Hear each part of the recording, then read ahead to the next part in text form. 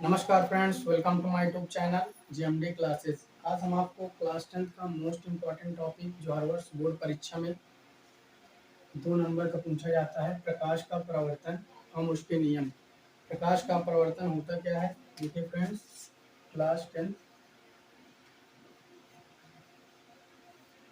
Topic है प्रकाश का परावर्तन।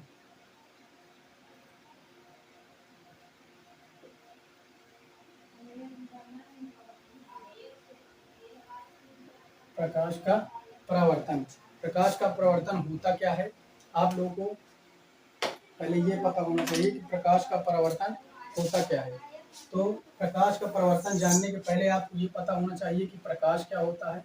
तो प्रकाश एक प्रकार की ऊर्जा होती है। क्या होती है? प्रकाश एक प्रकार की ऊर्जा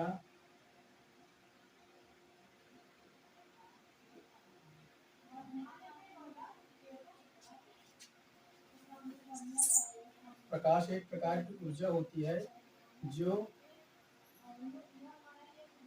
हमारी आँखों को उत्तेजित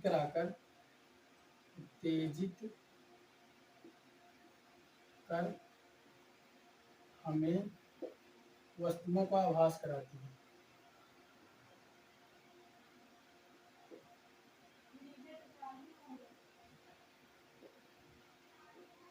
वस्तु का आभास कराती है। अब इसको आप लोग कैसे समझेंगे कि प्रकाश एक प्रकार की ऊर्जा होती है जो हमारे आंखों को उत्तेजित कर हमें वस्तुओं का आभास कराती है।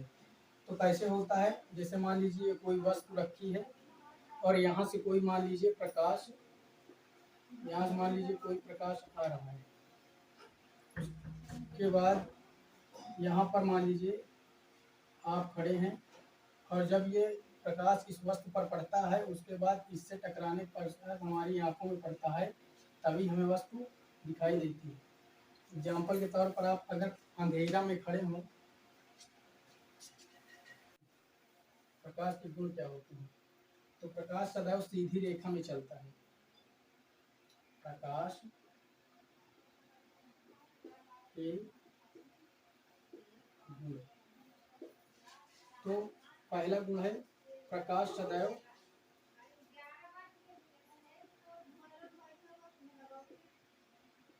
सीधी रेखा में चलता है।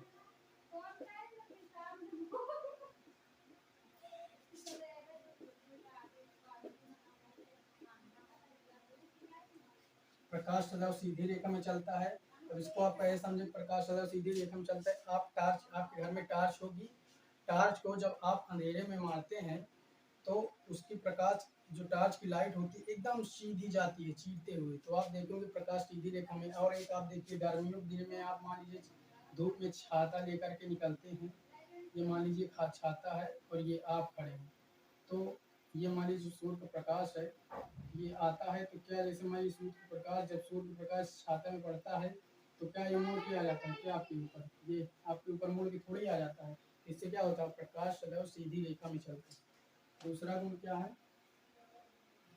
दूसरा है प्रकाश को चलने के लिए माध्यम की आवश्यकता नहीं होती है। प्रकाश को चलने के लिए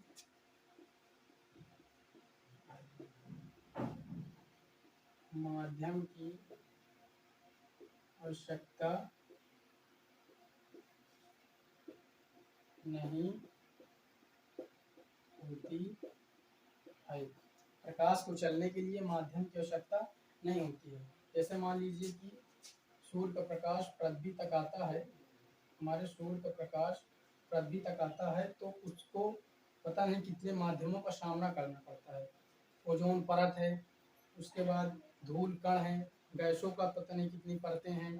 तो आपको ये देखना चाहिए प्रकाश पृथ्वी तक आता है, इसका मतलब क्या है? प्रकाश को चलने के लिए माध्यम की आवश्यकता नहीं होती है। और तीसरा एग्जाम्पल क्या है?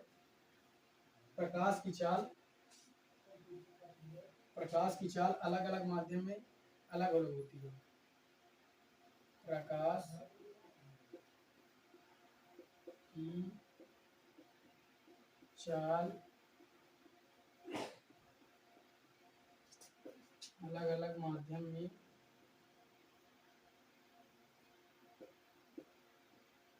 अलग अलग होती है। एग्जाम्पल तौर पर निर्वात में प्रकाश की चाल कितनी होती है? निर्वात में प्रकाश की चाल 3×10⁸ मीटर पर सेकेंड होती है।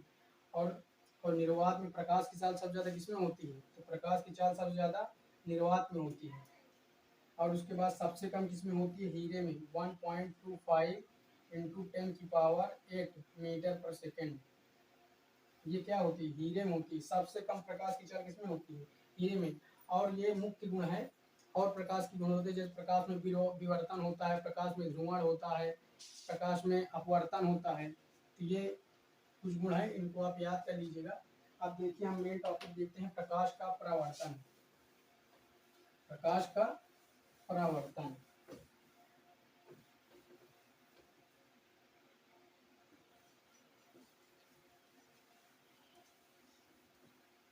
आप लोग अच्छे से पढ़िए, क्लास 10th में 85+ % स्कोर करके आप लोग घर में मेहनत करेंगे तभी सक्सेस हो पाएंगे।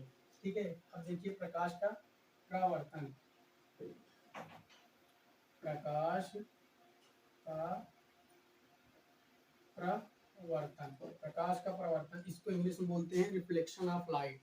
इंग्लिश में क्या बोलते हैं? Reflection of light. अब देखिए प्रकाश का परावर्तन होता क्या है? परावर्तन का मतलब होता है, देखिए दोस्तों, परावर्तन का मतलब होता है कोई भी वस्तु, मतलब होता है टकरा कर वापस लौटना। तो प्रकाश, इसमें प्रकाश की बात हो रही, इसलिए प्रकाश इसमें क्या होगा? टकरा कर वापस लौटेगा। तो मान लीजिए ये कोई क्या है? दर्पण है। ये कोई दर्पण है और इसमें कोई प्रकाश की किरण आपतित हो रही है। प्रकाश किरण आपतित होती है और इस दर्पण से टकरा कर इसी माध्यम में वापस लौट जाती है। बस क्या है? यही घटना प्रकाश का परावर्तन है।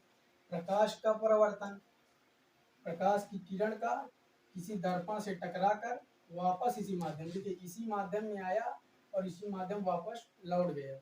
हमारे पास दो माध्यम, माध्यम 1 और माध्यम 2। ये माध्यम 1 है और ये माध्यम 2 है। तो आप देख लीजिए, पहले ही माध्यम में आया और पहले ही माध्यम वापस लौट गया। यही क्या है? प्रकाश का परावर्तन। प्रकाश की किरण का किसी चिकने या दर्पण से टकराकर, किसी चिकने या पालिशदार तल से टकराकर वापस उसी माध्यम में लौटने की घटना को प्रकाश का परावर्तन कहते हैं। आप लोग देखिए, इसको लिख लीजिए, प्रकाश का परावर्तन की डिफिनेशन।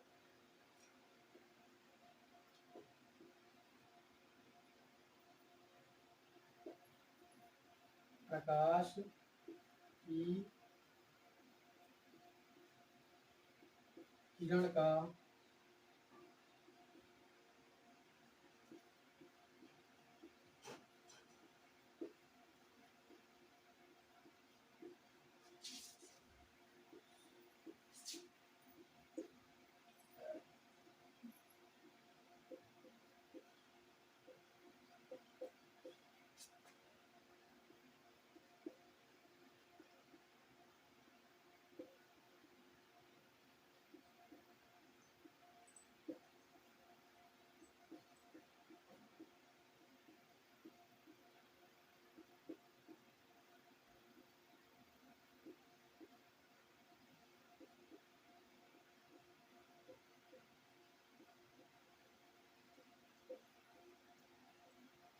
तो क्या है? प्रकाश की किरण का किसी चिकने सतह से टकराकर वापस उसी माध्यम में लौटने की क्रिया को प्रकाश का परावर्तन कहते हैं। तो प्रकाश का परावर्तन क्या है? अब देखिए, अपने शब्दों में अगर डिफिनेशन लिखना चाहते हैं तो लिख लीजिए, जब कोई प्रकाश की किरण किसी दर्पण या चिकने सतह से टकराती है, टकराने के पश्चात इसी माध्यम में वापस लौट जाती है, बस यही घटना प्रकाश का परावर्तन कहलाती है। तो प्रकाश के परावर्तन में क्या होता है इसको भी देख लीजिए। आप लोग ये डिफिनेशन लिख लीजिए प्रकाश का परावर्तन डिफिनेशन। अब देखिए प्रकाश के परावर्तन में होता क्या क्या है।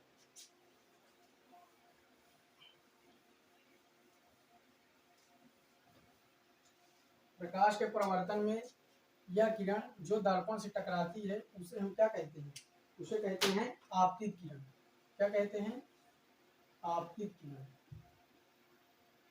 आपतित और किरण, और जो किरण दर्पण से टकराने के पश्चात वापस लौटती है उसे कहते हैं परावर्तित किरण।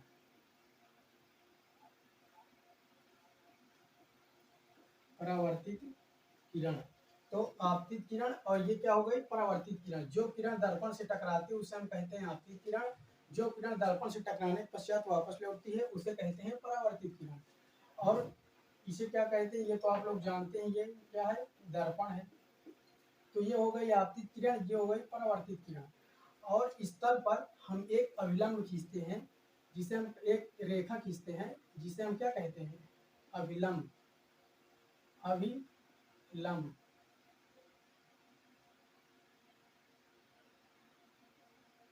अभिलंब। अभिलंब। तो ये क्या हो गई अभिलंब हो गया। अब उसके बाद आपतित किरण और अभिलंब के बीच बने कोण को हम क्या कहते हैं, आपतित किरण और अभिलंब के बीच बने कोण को हम कहते हैं आपतन कोण। आपतन कोण, इसे आई से प्रदर्शित करते हैं, स्मॉल आई से, ठीक है। और परावर्तित किरण और अभिलंब के बीच बने कोण को हम परावर्तन कोण कहते हैं। परावर्तन कोण कहते हैं। इसे स्मॉल आर से प्रदर्शित करते हैं। आपतित किरण और अभिलंब के बीच बने कोण को हम परावर्तन कोण कहते हैं और इसे हम स्मॉल आर से प्रदर्शित करते हैं। और अभिलंब, परावर्तित किरण तथा आपतित किरण जिस बिंदु पर आपस में सब मिलते हैं उस बिंदु को हम कहते हैं आपतन बिंदु। आपतन बिंदु। आपतन बिंदु। तो आप लोग को एक बार फिर से समझा देता हूँ। वह किरण जो दर्पण से टकराती है उसे हम कहते हैं आपतित किरण। जो किरण दर्पण से टकराने के पश्चात वापस लौटती उसे कहते हैं परावर्तित किरण। और दर्पण के तल पर इस तल पर हम एक रेखा खींचते हैं जिसे कहते हैं अभिलंब। और आपतित किरण और अभिलंब के बीच बने कोण को आपतन कोण कहते हैं। परावर्तित किरण तथा अभिलंब के बीच बने कोण को परावर्तन कोण कहते हैं। और ये किरणें जहाँ पर टकराती हैं उस बिंदु को कहते हैं आपतन बिंदु। अब देखिए ये सब जानने के बाद अब हम आते हैं प्रकाश परावर्तन के नियम। ये नियम क्लास 10th में 2 नंबर का हर वर्ष पूछा जाता है। आप लोग इस नियम को जरूर तैयार कर लीजिएगा। पहला नियम क्या है, प्रकाश परावर्तन का पहला नियम है आपतित किरण। देखिए आपतित किरण, परावर्तित किरण तथा आपतन बिंदु पर, ये आपतन बिंदु है, इस आपतन बिंदु पर खींचा गया अभिलंब तीनों एक ही तल पर होता है। तो लिख लीजिए पहला नियम, आपतित किरण, आपतित किरण, परावर्तित किरण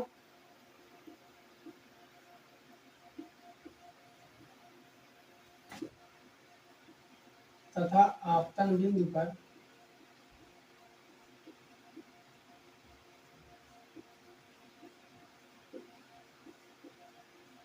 खींचा गया अभिलंब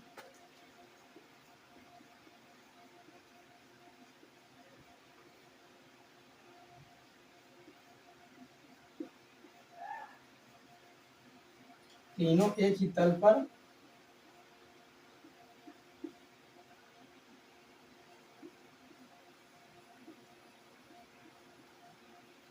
ये क्या है प्रकाश प्रवर्तन का पहला नियम है। आपतित किरण, परावर्तित किरण तथा आपतन बिंदु पर खींचा गया विलंब तीनों एक ही तल पर होता है। और दूसरा क्या है, आपतन कोण सदैव परावर्तन कोण के बराबर होता है। आपतन कोण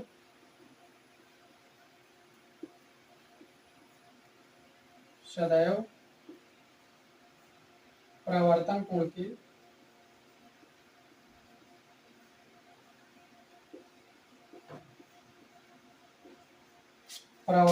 के बराबर होता है। अर्थात आपतन कोण बराबर परावर्तन कोण, आपतन कोण